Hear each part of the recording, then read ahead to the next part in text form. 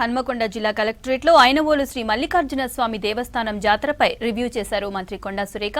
సంక్రాంతి పండుగ నుంచి ఉగాది పండుగ వరకు 3 నెలలు జరగనుంది జాతర. లక్షలాది మంది భక్తులు హాజరు కానుండడంతో ఇబ్బందులు లేకుండా చర్యలు తీసుకోవాలని అధికారులను ఆదేశించారు సురేఖ. జాతర ఏర్పాట్ల పనుల పురోగతిని మంత్రి సురేఖ ఎమ్మెల్యే నాగరాజుకి వివరించారు అధికారులు.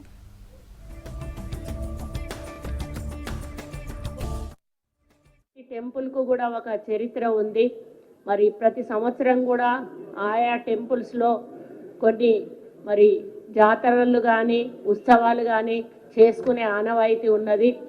దాంట్లో భాగంగానే మన వరంగల్లోని ఐనవోలు గ్రామంలో ఉన్నటువంటి మల్లికార్జున స్వామి దేవస్థానము ప్రతి సంవత్సరము కూడా వాళ్ళు జాతర జరుపుకోవడం జరుగుతుంది. ఇది 16వ తేదీ నుంచి 19వ తేదీ వరకు కూడా ఈ జాతర నిర్వహించబడుతుంది.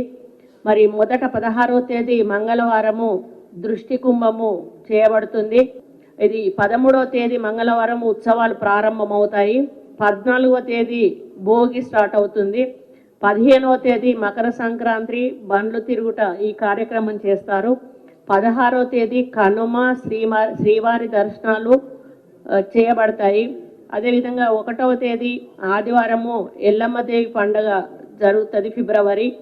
15వ తేదీ ఫిబ్రవరి ఆదివారము మహాశివరాత్రి, శివ కళ్యాణము, లింగోద్భవం, పెద్దపట్నము ఇవి జరుగుతాయి. 15 మార్చు ఒగ్గు పూజారులతోటి పెద్దపట్నము మల్లికార్జున స్వామి వారి కళ్యాణం జరుగుతుంది. 19 మార్చు గురువారము ఉగాది పండుగ ఉత్సవాలు.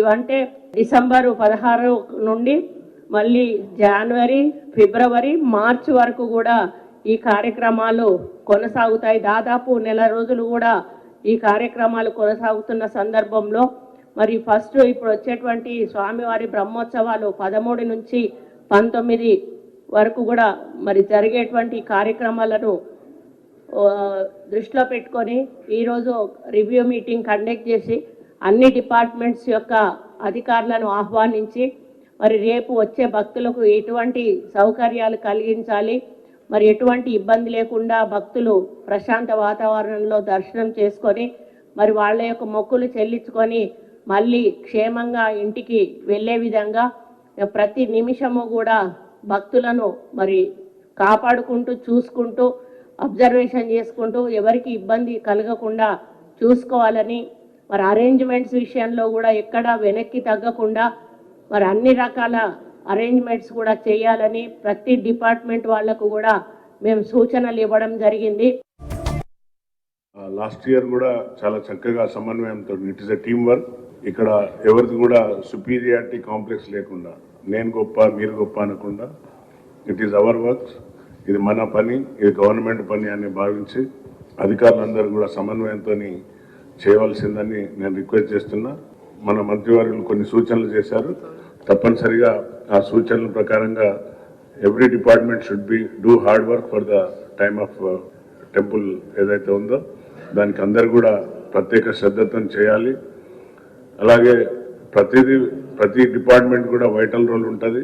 మీరు అందరు సమన్వయంతో చేస్తేనే సక్సెస్ వస్తే ప్రభుత్వానికి మంచి పేరు వస్తుంది. కాబట్టి దయచేసి అందరూ కూడా ఇగోస్కు పోకుండా ఒకరినొకరు సమన్వయపరచుకుంటూ చేయాలని నేను రిక్వెస్ట్ చేస్తున్నా. అలాగే మా కమిటీ ఉన్నది, మన కమిటీని కూడా మేము డివైడ్ చేసి ఒక్కొక్కరికి బాధ్యత అప్పచెప్తున్నాం. మన కమిటీలో మహిళలు కూడా ఉన్నారు కాబట్టి వాళ్ళు ఎస్పెషల్లీ ఫర్ మహిళలకు ప్రత్యేకంగా వారిని వేయడం జరిగింది. మన ముఖ్యమంత్రి గారు ఎక్కడైతే అభివృద్ధి జరుగుతుందో అక్కడ తప్పనిసరిగా పెట్టుబడులు వస్తుంది. మన సంస్కృతిని ఇంకా ముందుకు తీసుకుపోవాల్సిన బాధ్యత మన అందరి మీద ఉంది. కాబట్టి మా ఉత్సవ కమిటీని కూడా అందరినీ రిక్వెస్ట్ చేస్తున్నా, తప్పనిసరిగా మీరు పనిచేయాలి.